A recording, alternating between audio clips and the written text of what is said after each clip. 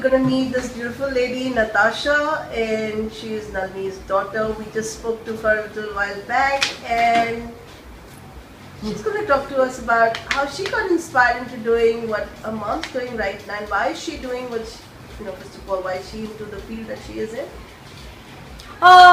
Basically, I got into this simply because I was following her footsteps. I mean, I saw her, I've always seen her working, I've seen my sister working, I've seen, the people that I saw working, just making people feel good about themselves and feel, pleased with themselves. How not to want to follow suit, right? I mean, making people feel good about themselves, look good about themselves it's a feel-good career for myself, Wonderful. Yep. So do you meet a lot of people who come and talk to you about their personal life? Because your mom was saying to be a good hairdresser, you also become a good counselor. So tremendously so. Tremendously so. I mean, I've always said that to me, empathy is one of the biggest factors as a hairstylist. I mean, if I was sitting in that chair, how would I feel?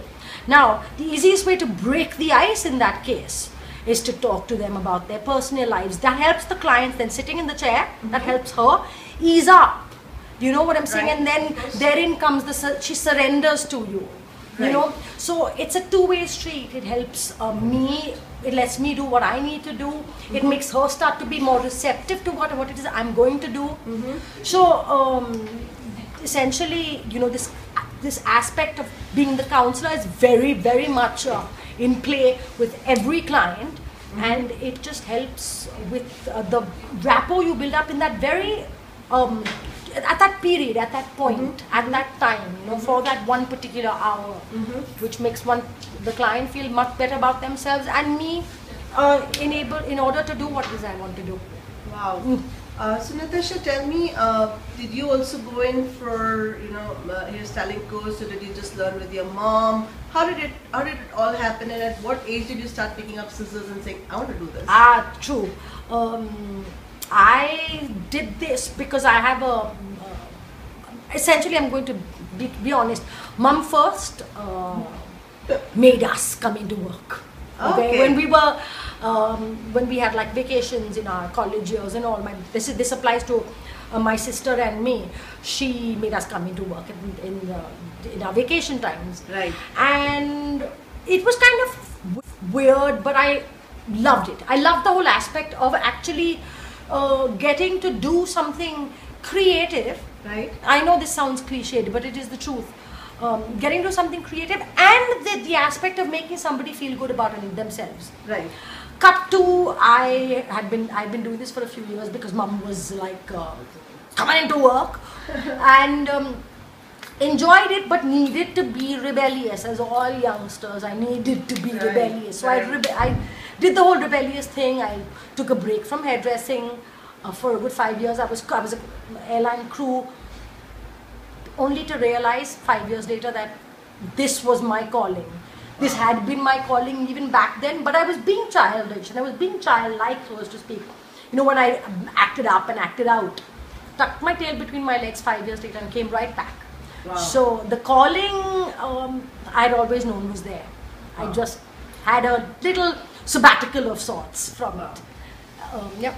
Just a thought, beautiful people, that's coming to me is that if you as a woman empower yourself, you empower your children, and you create a place for them where they can then have, maybe rebel you for some time, Right. but hold your hand a little later and come back to what you've created for them. Absolutely. So is there any message you can give to so many women who are just sitting at home and saying, I'm getting bored, I'm out of the job, Right. The list is unending. That is so. That's not so bad. It's kind of weird. I'm going to give you an example of a friend of mine. Of course, I won't take names, but I'm going to give you an example of a friend of mine who she had her children, very bright, very intelligent, very capable, but and I used to see her battle within herself. I used to see her wanting to get back to work, but being fearful of a space that she hadn't been in for several years, and I used to see the battle within, and it took her own due course and her own due time, but she did it eventually, you know, some 11, 12 years later she did it. She went back to work. What I'm trying to say here is that it happens to the best of people. If you've taken a sabbatical, or if you've not been privy to, you know, finding a job, Right. for whatever conditions, you know, family conditions, whatever restraints there are, Right. that's okay. It can take, let it take the time, let it take the course, it has to, but don't let the fear deter you, you know, because the fear of not having been in a world, in a professional world, or and for that matter, don't let the time it's meant to take fear be sort of fearful either. But don't let go of it either, you know. Wonderful. So Yeah. hold a little. Hold on to it and let it chance the way it has to.